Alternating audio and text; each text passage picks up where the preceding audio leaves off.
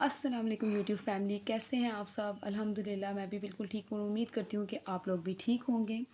तो इंग्लिश बोलने में मुश्किल आती है, टेंसेस की समझ नहीं आती, कहाँ पर हैज़ लगाना है, कहाँ हैव लगाना है, कहाँ इज़ लगाना है, कुछ समझ नहीं आती। कोई बात नहीं, आज की इस वीडियो में इसी चीज़ को डिस्कस करेंगे कि ये टेंसेस हैं क्या और कहाँ पर कौन सा हेल्पिंग वर्ब लगना है, कहाँ पर कौन सी फॉर्म ऑफ वर्ब लगनी है। सारे मसले ही हल हो जाएंगे।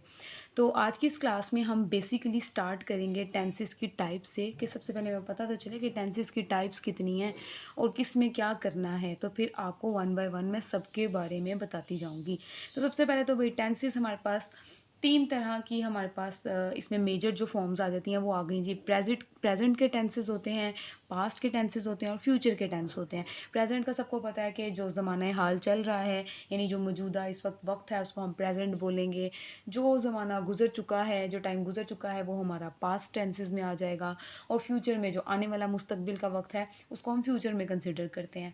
अब किस में क्या फॉर्म ऑफ वर्ब्स लगती हैं, किस में क्या कुछ लगता है, क्या उसमें हेल्पिंग वर्ब्स यूज़ होते हैं, ये सब कुछ हम इन डिटेल करेंगे। लेकिन एक ही वीडियो में इस सब को लेकर चलना मुश्किल हो जाएगा और जितनी जल्दी समझ आएगी उतनी जल्दी दिमाग से निकल भी जाएगा।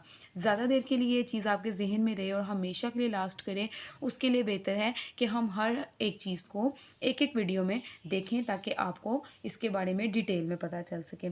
तो आज तो मैं सबसे पहले तो आपको ये दिखाना चाहूँगी, ये टेंसेस में मैंने आपको मेजर तीन टाइप्स तो बता दी कि प्रेजेंट के टेंसेस आ जाएंगे, पास्ट के टेंसेस और फ्यूचर के टेंसेस।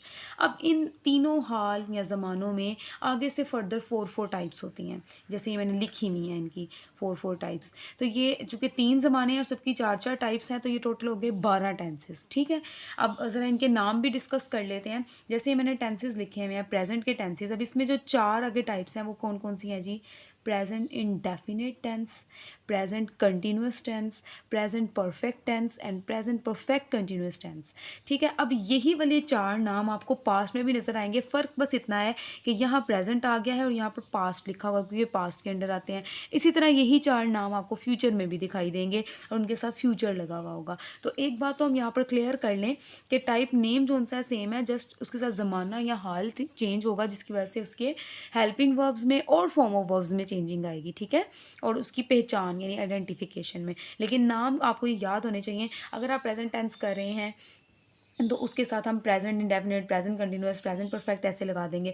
पास्ट टेंसेज हैं तो इन्हीं इंडेफिनिट, कंटिन्यूअस और परफेक्ट कंटिन्यूअस वगैरह के साथ पास्ट का वर्ड शुरू में लगा देंगे। ठीक हो गया जी। तो आज हम स्टार्ट करते हैं जी, प्रेजेंट टेंसेज के बारे में थोड़ा सा जान लेते हैं। और प्रेजेंट टेंस की हम ये वाली पहली टाइप आज जो सी है वो करेंगे इस वीडियो में, यानी कि प्रेजेंट इंडेफिनिट टेंस के बारे में हम कंप्लीट मैं आपको गाइड करूँगी विद एग्जाम्पल। तो वीडियो को लास्ट टाइम तक वॉच कीजिएगा। और इसकी कंप्लीट गाइडेंस के लिए ज़रूरी है कि आप इस वीडियो को लास्ट तक देखें ताकि आपको इसके बारे में मुकम्मल सुनसिया मैं रहनुमाई दे सकूं। जी, तो स्टार्ट करते हैं प्रेजेंट टेंसेस की। मैं फर्स्ट वाली टाइप जो प्रेजेंट इंडेफिनिट टेंसेस हैं, आज हम इनको स्टार्ट करेंगे। अब कोई भी टेंस करने के लिए तीन चीज़ें आपको उसकी याद अगर हैं तो आप वो हर तरह का उसका टेंस बना सकते हैं। पहली बात तो ये है कि आपको कोई भी सेंटेंस देख के पहले उसको आइडेंटिफाई करना है कि ये किस टेंस से बिलोंग करता है। ठीक है, उसको हम पहचान या आइडेंटिफिकेशन कहते हैं। यानी कि प्रेजेंट इंडेफिनिट के जो टेंसेस हैं ना, उनके लास्ट पे यानी ऐसे जुमले जिनके लास्ट पे ता है, ती है, ते हैं, ऐसे आता है, तो वो हमारे कौन से कंसीडर होते हैं, प्रेजेंट इंडेफिनिट। अब इसकी एक और मैं आसान चीज़ आपको बताऊं। अब हमारा प्रेजेंट है ज़माना, इसका मतलब मौजूदा ज़माना है ना, तो ये देखिए है, हैं, इस टाइप के वर्ड्स आपको नज़र आएंगे। ये जो लास्ट वाला आपके पास होता है ना, जो बिल्कुल लास्ट वाला पॉइंट आपके पास वर्ड है, वो आपका ज़माना शो करता है।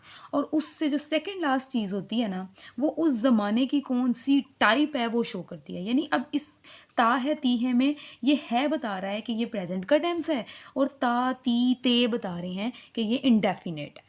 ठीक है, अगली जब मैं इसकी एग्जांपल्स मज़ीद करूँगी दूसरे इसकी टाइप की, यानी कंटिन्यूअस की, परफेक्ट की, तो उसमें भी इस चीज़ से आपको समझाऊंगी तो आपको बड़े अच्छे से समझ आएगा। ठीक है, तो है जो उनसे है ये ज़माना शो कर रहे हैं, और उससे पीछे वाला जो वर्ड ता ती ते हैं वो इसकी टाइप इंडेफिनेट की है, वो शो कर रही है। पहली चीज़ तो आपने कोई भी जुमला देखना है, जैसे फॉर एग्जांपल मैं कहती हूँ अली स्कूल जाता है। अब ये देखें, ये जो है ना, ये बता रहा है कि टेंस प्रेजेंट का है। ठीक है। अब ये जो ता है ये बता रहा है कि प्रेजेंट की कौन सी टाइप है, इंडेफिनेट टाइप है। ठीक है, तो ऐसे आपने किसी भी सेंटेंस के लास्ट टू जो वर्ड्स हैं उससे उनको आइडेंटिफाई कर लेना है कि ये कौन सा टेंस है और उस टेंस की कौन सी टाइप है। पहली बात, जब आपने कोई भी टेंस को चेंज करना है इंग्लिश में या कुछ भी, तो पहला काम तो आपने ये करना है।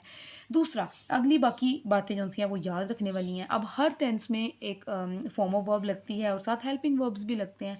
पहली बात है कि प्रेजेंट टेंसेस की प्रेजेंट इंडेफिनिट जो टाइप है इसमें हमेशा फर्स्ट फॉर्म लगती है। ठीक है, ये बात याद रखने वाली है कि इसमें फर्स्ट फॉर्म लगती है। फॉर्म वर्ब्स की जो फॉर्म्स हैं वो आपको अच्छे से आनी चाहिए। वो आपको डिफरेंट जगह पर उसकी बुक्स अवेलेबल हैं और डिफरेंट वोकेबलरी वगैरह की जो बुक्स हैं उनमें भी आपको मिल जाती हैं। उसके बाद हेल्पिंग वर्ब्स वो होते हैं जो कि सेंटेंस को सपोर्ट करने के लिए मौजूद होते हैं। अब ये बात याद रहे कि इसमें कोई हेल्पिंग वर्ब नहीं है। जैसे होते हैं ना इज़, एम, आर, वॉज, वर, इस टाइप के जो वर्ड्स होते हैं वो डिफाइन करते हैं इस चीज़ को कि ये हेल्पिंग वर्ब्स हैं। लेकिन प्रेजेंट के टेंसेस में प्रेजेंट इंडेफिनिट की जो टाइप है ना, इसमें कोई हेल्पिंग वर्ब नहीं है। नहीं है फिर से बता रही हूँ। इसमें जस्ट आप एस और ई एस की एडिशन करते हैं। अब ये एस और ई एस की एडिशन भी सभी के साथ नहीं कर देनी। अगर तो आपका सब्जेक्ट के बारे में अगर आपको नहीं पता तो इससे रिलेटेड भी मैं वीडियो बना दूंगी। सब्जेक्ट का शॉर्टली बता देती हूँ कि जो बंदा काम परफॉर्म कर रहा है, जैसे इस सेंटेंस में अली सब्जेक्ट है, ठीक है, और किस मुतालिक काम हो रहा है, स्कूल के मुतालिक, तो ये ऑब्जेक्ट है। ठीक है। अच्छा, हम बात करें कि अगर आपका सब्जेक्ट जोन सा है वो सिंगुलर है, यानी कि सिंगल चीज़ है, जिसमें जैसे ही है, शी है, इट है, तो फिर हम फॉर्म ऑफ वर्ब लगाने के बाद एस और एस की एडिशन करेंगे। अगर आई, वी, दे, यूं या ये कोई प्लूरल चीज़ है सब्जेक्ट में, तो हम एस और एस को ऐड नहीं करेंगे। ठीक है। अब हम इसके रूल समझ लेते हैं। हमने 3 चीज़ें कर ली, पहचान कर ली, हमें फॉर्म ऑफ वर्ब पता चल गई प्रेजेंट इंडेफिनिट टेंसेस की, और हमें इसके हेल्पिंग वर्ब्स का भी पता चल गया कि इसमें हेल्पिंग वर्ब कोई नहीं लगाना बल्कि एस और एस की एडिशन करनी है।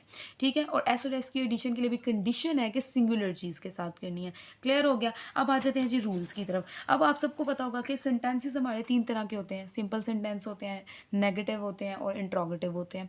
सिंपल सेंटेंस जैसा मैंने अभी ऊपर लिखा है कि अली स्कूल जाता है, इट्स अ सिंपल सेंटेंस। इसमें कोई नहीं वाला लफ्ज़ इस्तेमाल नहीं हुआ, इसमें कोई सवाल नहीं पूछा गया, तो ये सिंपल सेंटेंस है, या इसको हम दूसरे नाम में अफर्मेटिव भी कहते हैं। उसके बाद हमारे पास आ जाती है जी नेगेटिव सेंटेंस। अगर मैं एक अली स्कूल जाता है को मैं इस तरह बोलूँ कि अली स्कूल नहीं जाता है, जब इसमें नो वाले कोई सेंटेंस आ जाते हैं तो वो नेगेटिव सेंटेंस हो जाता है। उसको हमने क्या रूल रखना है, इंट्रोगेटिव, क्या अली स्कूल जाता है, अगर मैंने कोई क्वेश्चन पूछ लिया सेंटेंस में तो that will be interrogative sentence. अब इनके रूल्स क्या हैं, आपको ये पता है, इसमें फॉर्म ऑफ वर्ब फर्स्ट लगनी है, एस सी एस की एडिशन होनी है, लेकिन इसकी तरतीब क्या रखें, वो होते हैं रूल्स। सबसे पहले भी किसी भी सेंटेंस को आपने बनाना है तो आपने शुरू में रखना है जी सब्जेक्ट। सब्जेक्ट के फ़ौरन बाद आ जाते हैं, वैसे नॉर्मली यहाँ पर हेल्पिंग वर्ब्स आते हैं सब्जेक्ट के फ़ौरन बाद। चूँकि प्रेजेंट इंडेफिनिट टेंस में हेल्पिंग वर्ब्स नहीं होते तो हम डायरेक्ट यहाँ पर फॉर्म ऑफ वर्ब आ जाएगी। और फॉर्म ऑफ वर्ब कौन सी है आपको पता है, ऊपर हम पढ़ रहे हैं कि फर्स्ट फॉर्म लगेगी। एस और ई एस की एडिशन करेंगे इसको देखते हुए, सॉरी सब्जेक्ट को देखते हुए। अगर सब्जेक्ट यहाँ पर ही शीट है तो फॉर्म ऑफ वर्ब के साथ एस और ई एस को ऐड कर देंगे, और अगर यहाँ आई, हुई, दे, यूं या प्लूरल चीज़ होगी तो फिर हम जस्ट फॉर्म ऑफ वर्ब के बाद डायरेक्ट ऑब्जेक्ट पे चले जाएंगे, एस और ई एस की एडिशन नहीं करेंगे। ये तो हो गया जी सिंपल। अब नेगेटिव इंट्रोगेटिव में एक मज़े की चीज़ जो हम ऐड करेंगे, नेगेटिव सेंटेंस है तो हम इसमें डज़ नॉट और डू नॉट का यूज़ करते हैं, जो मैंने यहाँ लिखा हुआ है। अब डज़ कहाँ लगेगा और डू नॉट कहाँ लगेगा, सिंपली जिन सब्जेक्ट्स की वजह से हम एस और एस ऐड कर रहे थे ना, जैसे ही, शी, इट या सिंगुलर, उनका अगर सब्जेक्ट होगा तो, और नफ़ी वाला जुमला है हमारे पास, नेगेटिव सेंटेंस अगर है तो हम डज़ नॉट लगाएंगे। ठीक है, क्योंकि इसके साथ देखें ये इसकी एडिशन हुई है। और अगर आई, हुई, दे, यूं या प्लूरल चीज़ है तो डू नॉट यूज़ करेंगे। ठीक है, तो इसका रूल क्या है, सब्जेक्ट डज नॉट या डू नॉट में से जो भी सब्जेक्ट के अकॉर्डिंग लगेगा वो लगाएंगे।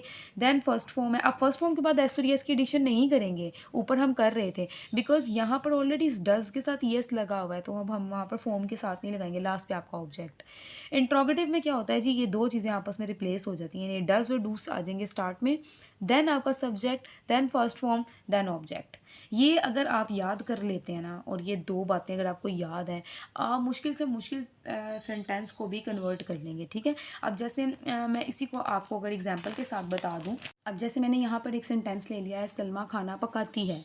अब ये देखिए मैंने अब सबसे पहले फॉर एग्जांपल ये कहीं से भी सेंटेंस आया है, मुझे अब सबसे पहले क्या करना पड़ेगा, मैं स्टेप बाय स्टेप उसी तरह लेकर चलूँगी जैसे मैंने पीछे आपको सिखाया है। पहले तो मुझे आइडेंटिफाई करना है टेंस कहाँ से आया है। लास्ट वाला है बता रहा है कि टेंस प्रेजेंट से है क्योंकि ज़माना हाल शोर है, और उससे पीछे वाला वर्ड बता रहा है कि ये प्रेजेंट की टाइप है इंडेफिनिट। अब जब आपने ये दो चीज़ें कर ली ना, तो प्रेजेंट इंडेफिनिट के सारे रूल्स आपके माइंड में आ जाने चाहिए जो हम पीछे याद करके आए हैं, ठीक है, या पढ़ कर आए हैं, आपको वो याद होने चाहिए। अब मुझे फ़ौरन से पता चल गया कि प्रेजेंट इंडेफिनिट है। प्रेजेंट इंडेफिनिट में फर्स्ट फॉर्म लगती है, एस सी एस की एडिशन करते हैं हम सिंगुलर चीज़ों के साथ, और उसके रूल्स मेरे जेहन में हैं। अब ये सिंपल सेंटेंस है, देखिए इसमें नहीं का इस्तेमाल नहीं है, इसमें क्या का इस्तेमाल नहीं है। अब मुझे उसका रूल याद आ गया कि सिंपल सेंटेंस में प्रेजेंट इंडेफिनिट में हम पहले सब्जेक्ट रखते हैं, फिर हम क्या करते हैं जी फर्स्ट फॉर्म लगा देते हैं, और उसके बाद हम एस और एस की एडिशन करेंगे अगर सिंगुलर सब्जेक्ट होगा तो, और लास्ट पर हम ऑब्जेक्ट रख देते हैं, ऐसे ही है। अब मैं इसके अकॉर्डिंग अगर इसको पुट करूँ, मेरा यहाँ पर सब्जेक्ट है सलमा, सलमा। अब फॉर्म ऑफ वर्ब ज़ाहिर है जो आप काम कर रहे होते हैं, पकाना यहाँ पर काम है तो इसकी हम फर्स्ट फॉर्म लगाएंगे, पकाने को कुक कहते हैं, ठीक है, तो उसको हम Salma cook.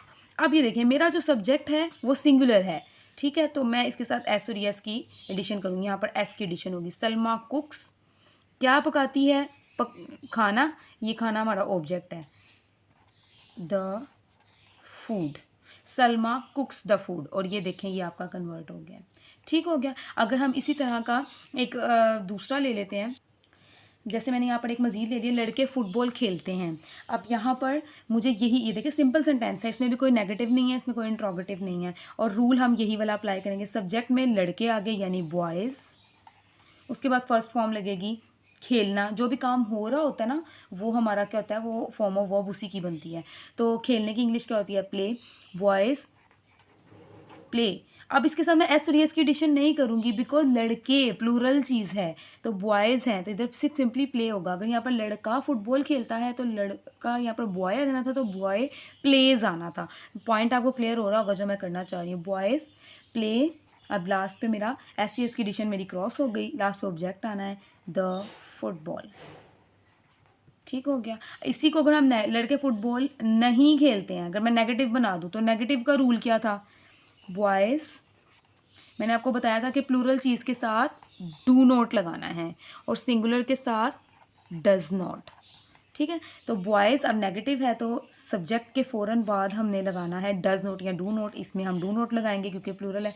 Boys do not play, आगे सेम है, प्ले द फुटबॉल, क्योंकि वही चीज़ें आगे आनी है, ऑब्जेक्ट आ जाना है, फर्स्ट फॉर्म है ऑब्जेक्ट फुटबॉल, ठीक हो गया। और अगर इसी को मैं क्वेश्चन मार्क वाला बना दूँ, क्या लड़के फुटबॉल खेलते हैं, तो जस्ट ये दो चीज़ें अपनी रोटेशन चेंज करेंगे, डू बॉयज़, और ये नोट ख़त्म हो जाएगा क्योंकि अब नहीं तो नहीं है, do boys play the football, और लास्ट पर क्वेश्चन मार्क आप लगा देंगे तो ये आपका कन्वर्ट हो जाएगा। तो सिंपली जो रूल्स आपको बताए हैं, सेंटेंस को किस तरह से आइडेंटिफाई करना है, सेंटेंस टाइप देखनी है कि नेगेटिव है या ये इंट्रोगेटिव है या सिंपल है, उसके अकॉर्डिंग आपने रूल्स को अप्लाई कर देना है। उम्मीद करती हूँ इस वीडियो को आप हेल्पफुल जानेंगे, और इसी तरह की मज़ीद वीडियोज़ अगर आप मेरी देखना चाहते हैं तो प्लीज़ मेरे चैनल को सब्सक्राइब कर दीजिए ताकि मेरी ऐसी वीडियोज़ आप तक आसानी से पहुँच सकें। अदरवाइज़ हम मिलेंगे तुक्के से स्क्रॉल करते हुए, तब तक के लिए अल्लाह हाफिज़।